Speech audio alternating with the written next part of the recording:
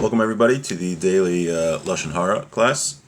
Just a reminder, if you want to subscribe to get this class in an email every day, about every day, please send an email to Shaul Rosenthal at gmail, ShaulRosenthal at gmail.com. So we are on chapter 10, halacha number 2. And today's a very exciting class because we're talking about the 7 conditions of Toelas, the 7 rules, conditions that are needed to speak Lashon Harah when it's for a purpose. We know that there is a prohibition to speak Lashon Harah, to speak evil about somebody else. However, when it's for a purpose, under certain situations, it's allowed, and sometimes even a mitzvah. So the situation we are discussing is you see somebody, Ruvain, damages Shimon. He damages his car, or he stole from him, and or he hurt him in some other way, and you want to speak Lashon Harah for a toelas of getting Reuven for Reuven to get paid for the damage that was caused, or to get him his thing that was stolen returned, or maybe he stole his Amazon package from his doorstep, his porch pirate. So there are 7 conditions that are needed. We mentioned them quickly yesterday. Now we're going to start learning them a little more in depth, and it's not going to be totally comprehensive. There's going to be more conditions and whatnot, what is considered, different aspects of these 7 conditions for Toelas. So Ve'elohein, these are the things that you need to be allowed to tell people that Shimon stole Reuven's package. Let's say that's our case. Ve'elohein, shir zeh davar ba'atzmo. You have to see what happened yourself, meaning you're sitting in your house, and you see Reuven go up to the porch and take Shimon's package. But you didn't hear from other people. Right? If someone comes to you and said, "Oh, did you hear Reuven was stealing Shimon's stuff?" That's not good enough. Unless you clarify it after. Right? Somebody tells you that Shimon stole Reuven's package. That's not enough to be able to speak Lashon Harah. But if afterwards you have a security footage in your house and you could see Reuven's doorstep and you see, wow, it's true, Shimon actually did steal the package, then that is fine. However, just a caveat here, or a difference, if you hear Shimon stole Reuven's package, so someone told you he's a thief, you're not allowed to go and repeat that information. However, you're allowed to be chayshish, meaning you don't have to now go into business with Shimon if you just heard a rumor that he's a thief. You're allowed to protect yourself. You're not allowed to believe it in your heart, but you don't have to go and go into business with someone who you heard he's a thief. But you're not allowed to tell anybody else about it.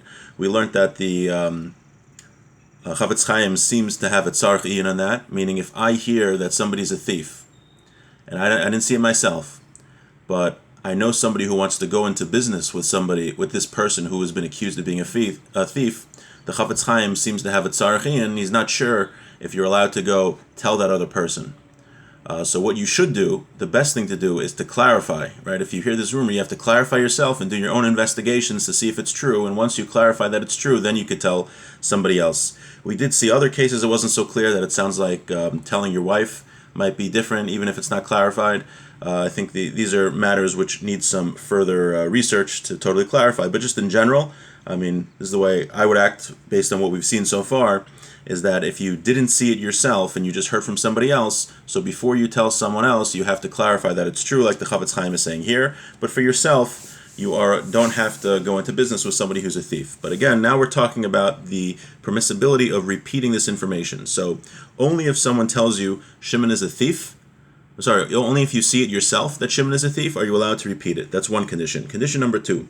Sheyizahir ma'od shelo yachlit tekef as ha'inyan b'daito legazo v'oishik o lehezek ukiyotze bazeh rak yizbonin heitiv im etzem ha'inyan im hu al pi din b'chal gezel o hezek. He says that you should not assume right away that what you witnessed was a prohibition, that he was doing something wrong.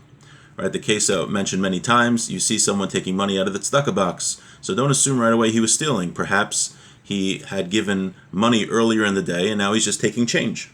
Maybe that's what he's doing. And the Chavetz Chaim writes also, he says very, one second. No, he writes that there's something called in Judaism a cheskas iser, meaning if something has the status of being prohibited, you need a certain level of proof to make it permitted. So saying something negative about somebody else, that's Lashon Harah. That's prohibited. We assume there's a cheskas iser, meaning we assume that it's always prohibited to say something negative about somebody else. Now we're trying to say that in this scenario, it's permitted. So you would need a proof. You would need to be totally sure that what you witnessed was something that was done was incorrect, that would allow you to come out of the regular prohibition of Lashon Hara and be able to say this evil speech in a permitted way, because usually evil speech is prohibited, right? The status quo is saying something negative about somebody else is prohibited. Now we want to take it out of that status quo and say that this is a permitted case. So that being the scenario, you have to make sure what you witnessed is something which is permitted to speak Lashon Hara about, meaning that you witnessed a sin. You witnessed somebody do something wrong. So if you're not totally sure that what you witnessed was, a sin, then it's prohibited to say. So in our case, you witnessed Shimon take a package off of Reuven's doorstep. So are you sure that Shimon wasn't just picking it up for him? Reuven had called him earlier and asked Shimon, it's about to rain, can you just hold my package in your house because I'm away on vacation?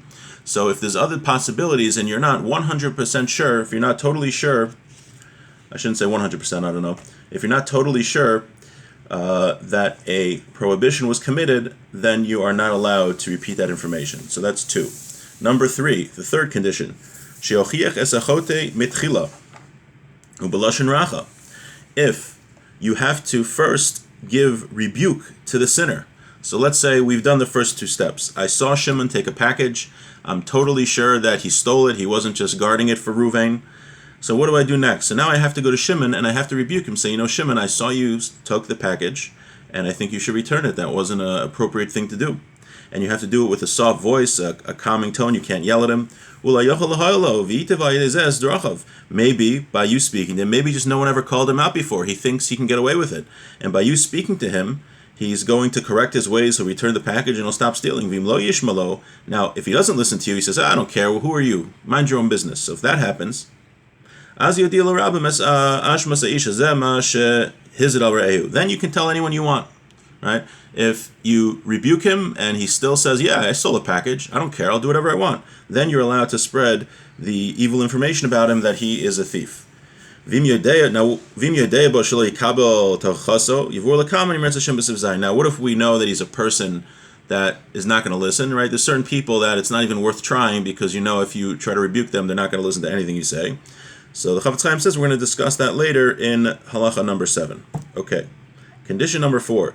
Shelo yagdil ha'avla yoser mema shehi. One is not allowed to exaggerate the sin committed more than it is, right? This is obvious because we learned that there are 2 sins of evil speech in general. One is, Lashon Hara is when you say something that's true.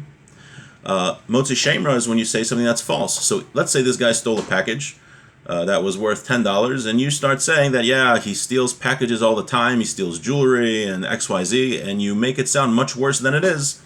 That is the prohibition of Motzi Shemra. Even the guy's a thief. He stole. You're not allowed to exaggerate more than what happened. Okay? Condition number 5. Sheichavin l'toeles ukmo shenivar lekavan b'sif daled v'lo lehenos chas v'shalom mehabagam hahu shehu noisin b'chavero v'lo mitzad sinah sheyesh lo olav mikvar. When you are saying the Lashon Hara that Shimon's a thief, your intent has to be pure.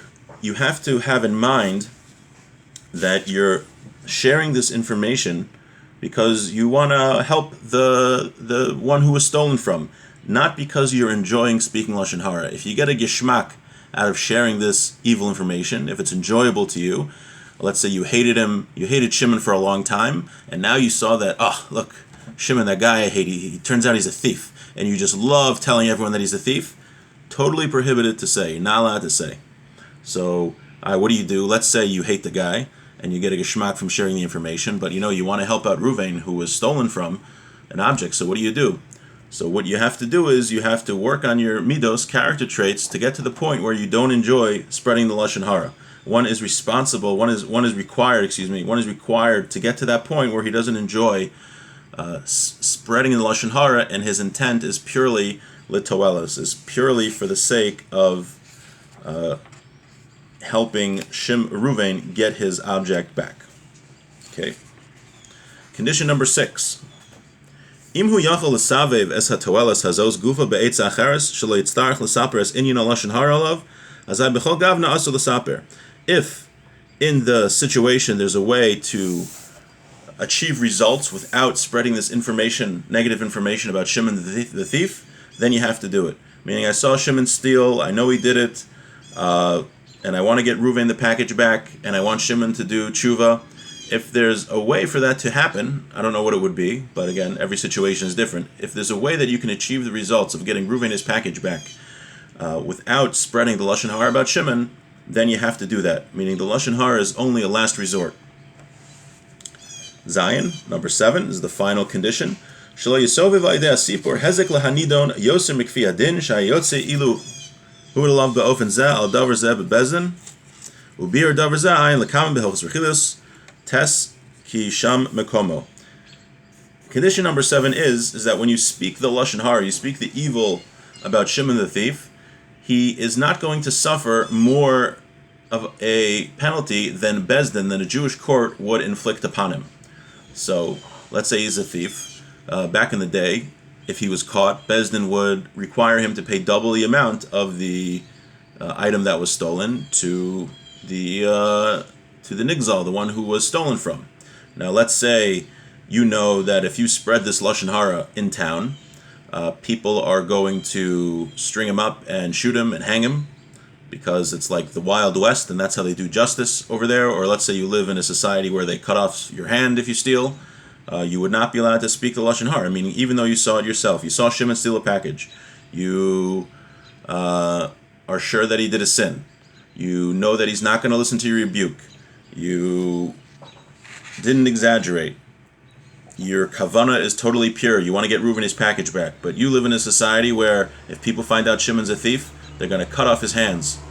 You're not allowed to say the Lashon Hara because he's going to suffer more of a penalty than what Bezdin would impose.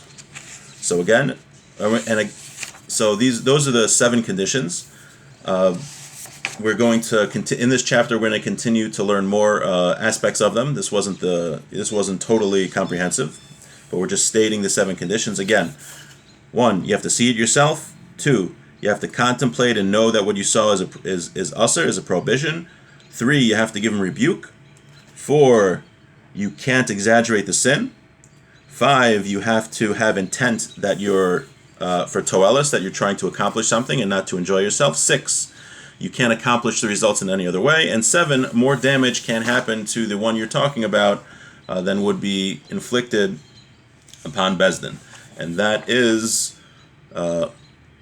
just the summary of the laws of Latoelis, of when one is allowed to speak evil about somebody else. And that is chapter 10, halacha number 2. And God willing, tomorrow we will go on to halacha number 3 and continue learning about these 7 conditions. Hope everyone has a beautiful day.